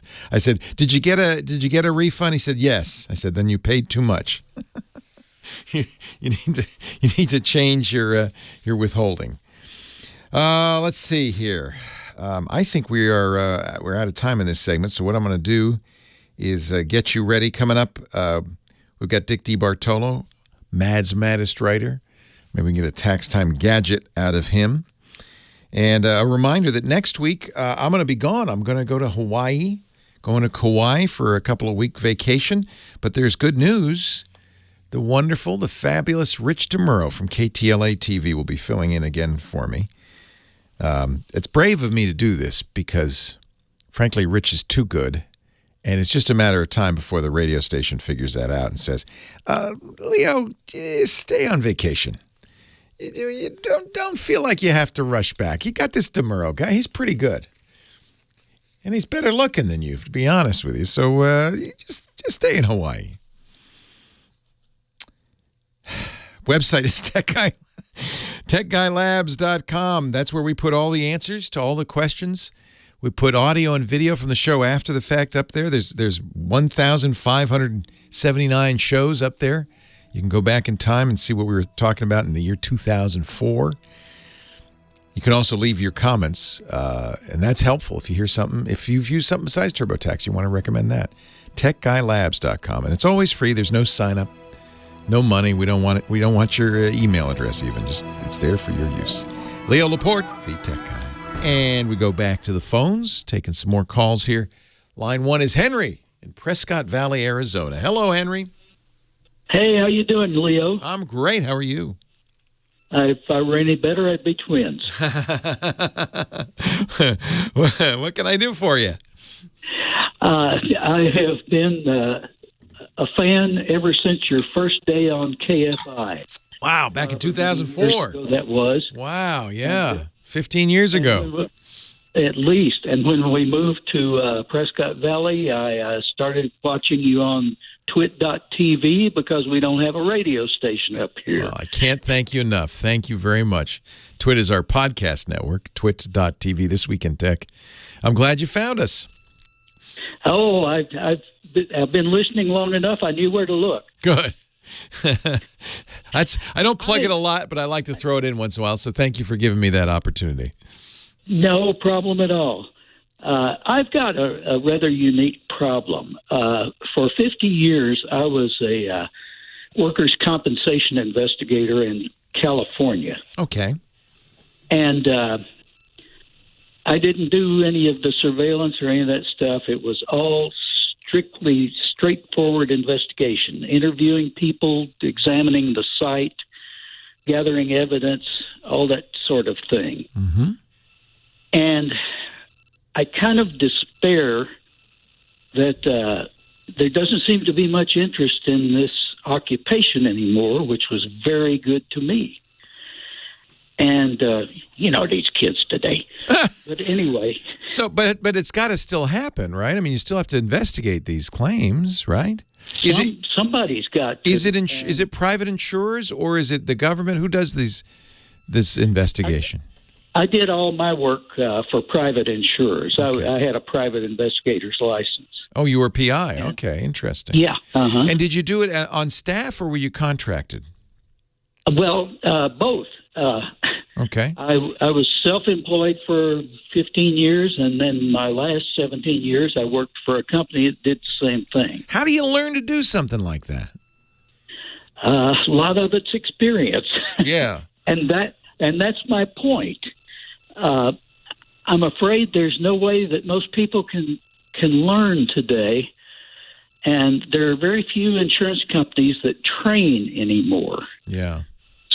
So what I've been thinking about doing is developing something akin to a podcast. I'm not sure that's the format I'm looking for, but what I'd like to do is put together a teaching program of maybe 8 to 10 episodes of about 40 minutes each, explaining first the law, and then, because that's the hardest part to learn, and then recommending investigative techniques. Do you want to do this for fun or profit? Either way. Okay.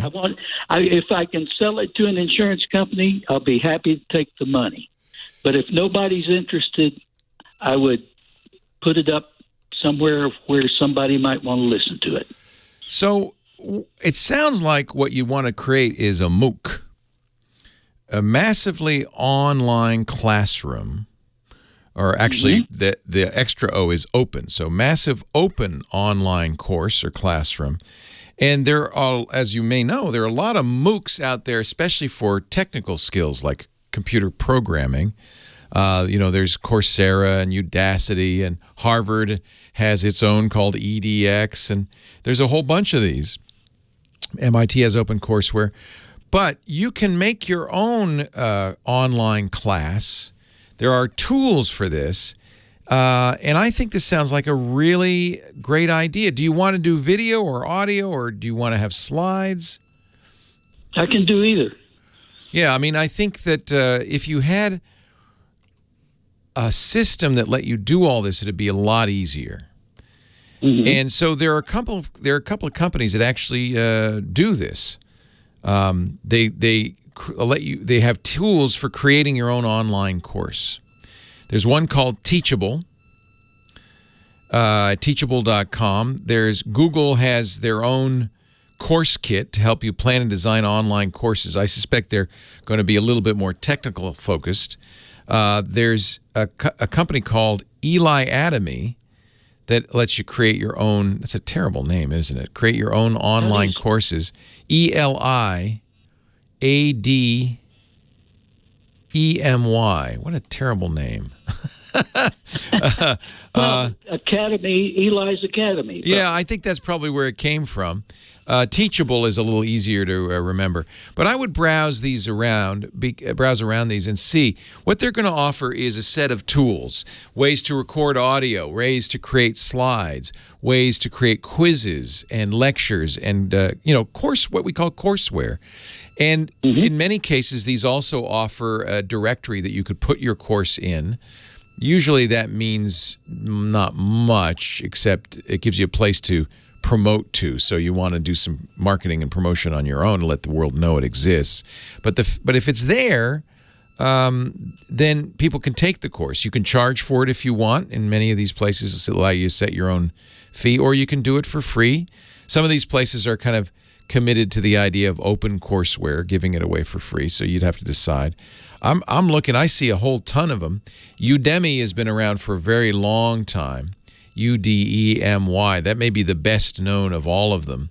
The only issue I have with Udemy is that because there are people who've used them as a platform to steal others' courseware put up there, sometimes the reputation, I think there's some excellent courses on Udemy, but they have a little bit of a mixed reputation because some people say, oh, they stole all my YouTube videos. Some jerk stole all my YouTube videos and put them up on Udemy.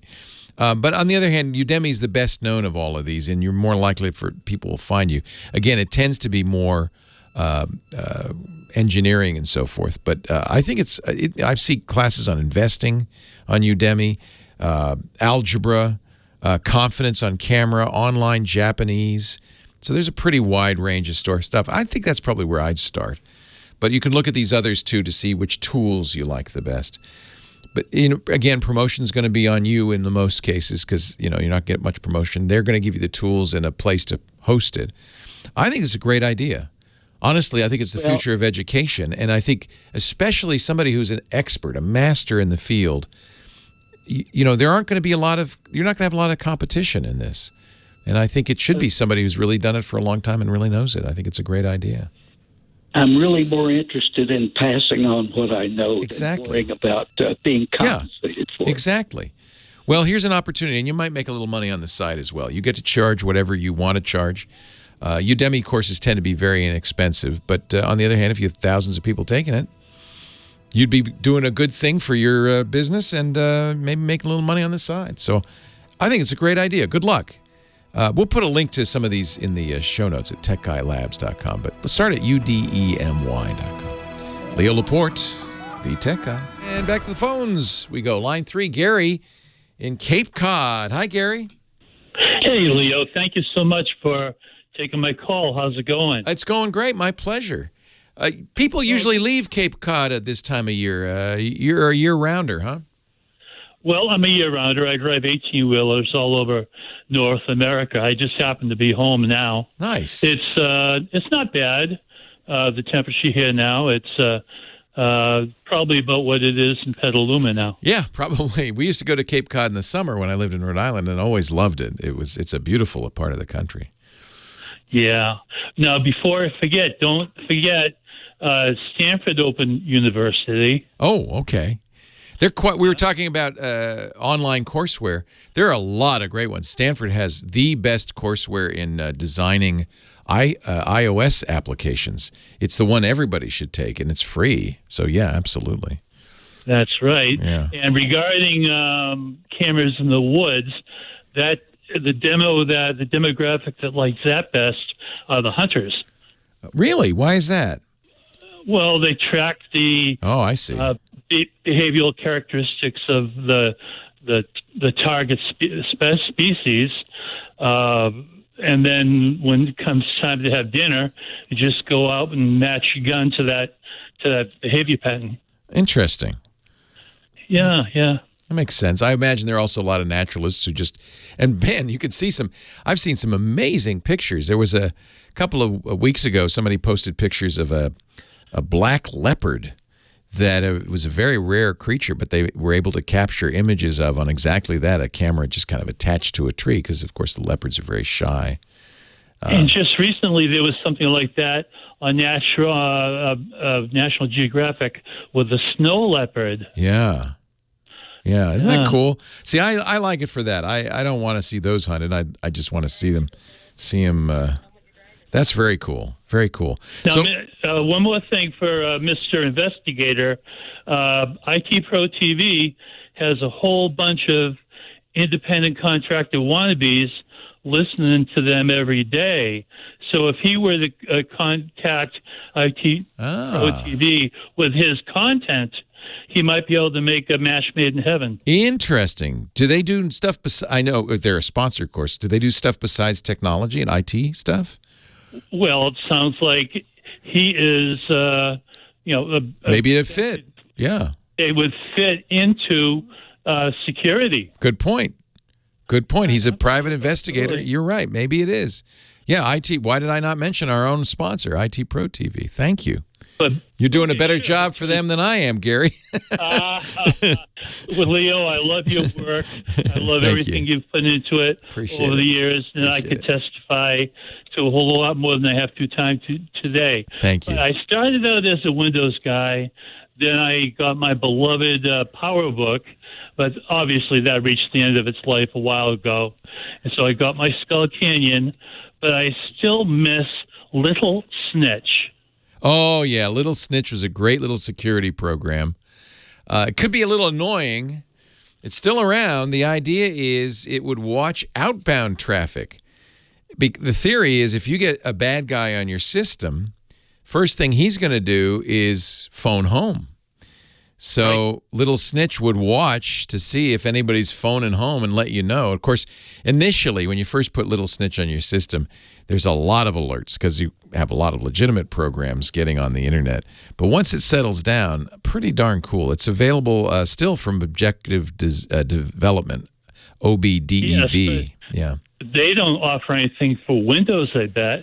Oh, something like Little Snitch for Windows. You know where I'm going to go to? Yeah. That's a good idea. I'm going to go to Alternative 2. Do you know about Alternative 2? No. It is alternative2.net. And so what you do is you type in Little Snitch and you do a find, and it will tell you alternatives to Little Snitch on Windows or Linux. Okay. Yeah, Alternative 2 is a really nice little thing to know about. I shouldn't tell you. It's my secret weapon. Alternative2.net. And I just searched for alternatives to Little Snitch for Windows. Glasswire is a free network security monitoring tool. Net Limiter.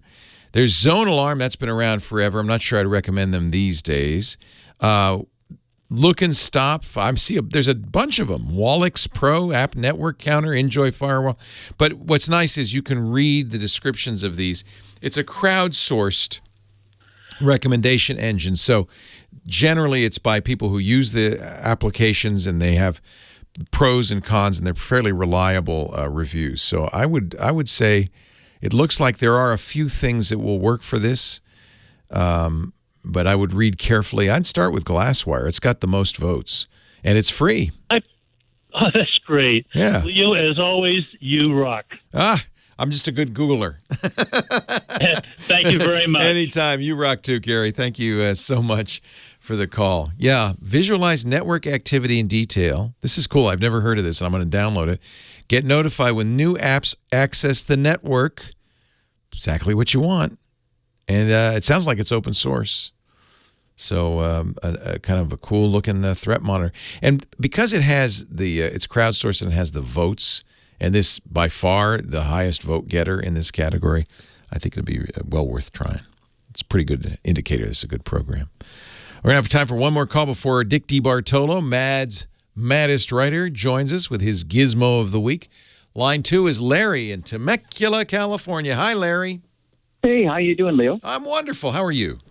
Good, good. Hey, I was listening earlier today about someone that said, I don't want to spend $1,000 on an iPhone, but I got a 10R for $800, and then they gave me $200 for my 6S. Oh, nice. So, yeah, so you really can get a really decent phone, and from what I can tell, the 10R it's an amazing phone in terms of battery life. It's actually my favorite. It's definitely the best battery life in the iPhone line. Yeah. It doesn't have dual cameras, just one, so you don't have that nice little switch to tell a photo. And it doesn't have an OLED screen. It has an LCD screen. But honestly, I think it's the sweet spot, if you ask me, given the price. I think so too. Yeah. That's what I've told my friends. I agree with you. This is a good deal. So related to that, we're going to be going to France coming up in May and June.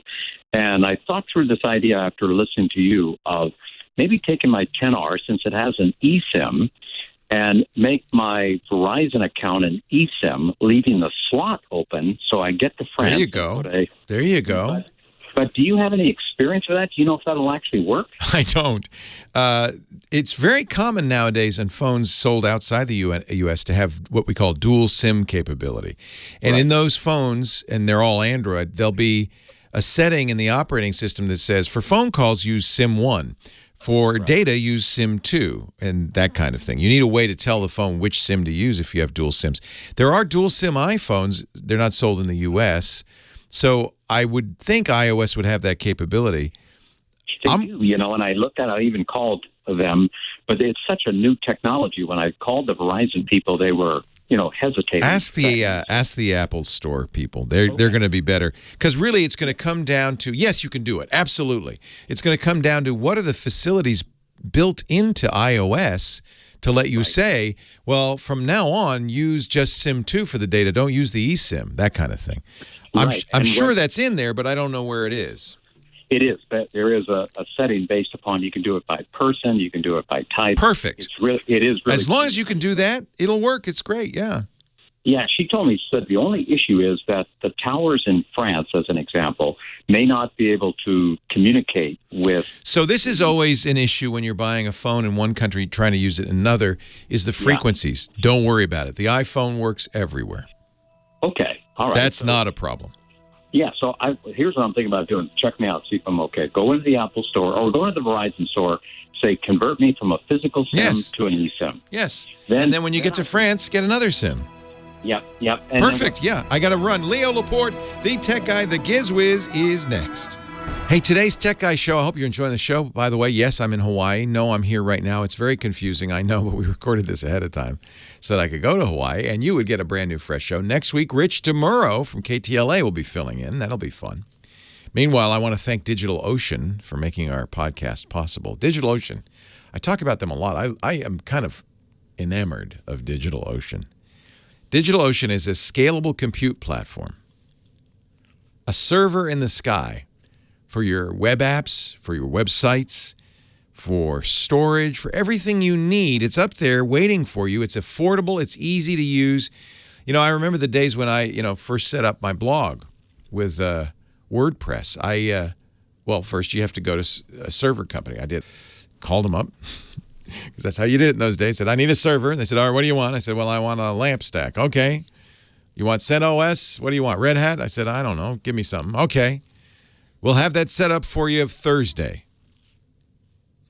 Okay. 5 days go by. Now they've got it set up for me. Now I have to install my software remotely, get it all working, and then I can finally blog, right? It was crazy. And I think about Kevin Rose, same time frame, setting up Dig, and he had to rent a colo, buy a physical server, install it, set it up. Those times have changed. In fact, you kids, you got it lucky. You got DigitalOcean, which means it's the simplest thing in the world. If I want to set up a WordPress instance, all I have to do is go to DigitalOcean, press a button, choose the operating system I want, choose the container. Yes, they support Kubernetes and Docker. Choose the container, or use their one-click install, and I install WordPress. It's running. It's awesome in 52 seconds. Okay, 55. I don't know. Something under a minute. That is the most amazing thing ever. You are provisioned up and running, which means you can have an idea for an app, a website, a product. You could I use it all the time because I'm learning, different web dev technologies. And so, I need Node.js today. So, boom, 55 seconds later, I've got a Node.js server running with a public IP address and console login, SSH login. I upload my SSH key so I can just use a key. You could get additional storage. There's CPU optimized droplets, standard droplets, enterprise grade SSD based. You get capture backups and snapshots. There's a simple control panel, very easy to use. API lets developers spend more time coding, less time managing infrastructure. Kubernetes is awesome if you haven't played with that. And that's the other thing. I'm learning stuff all the time. So if I want to try Kubernetes, I don't set it up on my computer here. I go to DigitalOcean. The marketplace has everything. I mean, if you want Jenkins, do you need GitLab? You can have your own personal GitLab. Docker, LAMP, any LAMP stack. They also have a LEMP stack. LAMP and LEMP. cPanel, if you like that. My PHP admin, WordPress, whatever you need. One click, and it's installed in less than a minute. I just love it. I love DigitalOcean. I think DigitalOcean is changing the world. And nowadays, the young Kevin Rose comes along. He doesn't have to do anything. He goes, yeah, let me get that coding. And a minute later, he's writing his app on DigitalOcean. At no additional cost, you get monitoring and alerts, 99.99% uptime, and that's an SLA, so that's an agreement. You get team accounts, cloud firewalls, full DNS management, 12 global data centers all over the world. I always choose the one near me, but they're all over the place. There's one near you for sure. That means you have the connectivity, but also the redundancy. So if you actually put this up as a production server, and people do this all the time, you're never going down. You know that. That's great. The best service to your customers. And, of course, world-class support 24/7, 365 days a year. DigitalOcean it's like the future, man. DigitalOcean's trusted by over 1 million developers. I love it just as somebody learning technologies. I can try stuff out. And then, by the way, the droplets are inexpensive. I usually get a $5 a month droplet, 0.7 cents a minute.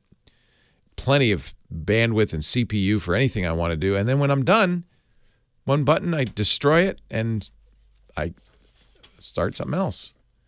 I currently have several droplets running because it's fun. Go to do.co/twit today. Do for DigitalOcean. do.co/twit. No com there. It's do.co/twit today. Sign up and receive a free $100 credit. What? That'll last you. do.co/twit. Free $100 credit for DigitalOcean. Designed for developers, built for businesses. Thank you, DigitalOcean, for supporting the Tech Guy podcast. And thank you for making a product that has changed the world. I use it all the time. I'm playing with Docker now. It's just really interesting. do.co/twit. We thank them for their support. We thank you for your support by using that domain so that they know you saw it here on the podcast. do.co/twit. Now back to the show. Oh, I'm a disco fool. So is Big Pee Wee, our musical director. He loves playing the disco for this guy right here, wearing his satin shirt, and his platform heels. Yes. I like that necklace you're wearing. Of course, it's unbuttoned all the way to his navel. Dick DeBartolo, Mad's maddest writer, and the Gizwiz. Hello, Dickie D. Leah, how you doing? I am great. Getting excited. I'm going to Hawaii next week. Rich DeMuro will be here with you. Oh, great. Yeah. Yes. I met him at CES, and Nice we had a guy. great time out there. Yeah. Oh, he's super. Yeah. He's super. He's at KTLA in Los Angeles, but he used to be at CNET years ago. And great. He's good looking. He's young. He's intelligent. I hate him. I hate him. What do you have for us, Stick? Well, I have there's a new store in New York. I do this podcast with Chad Johnson, and Chad is always bringing these gadgets from a store called Five Below. No, I don't do you know have it. one of those? No. Oh, okay.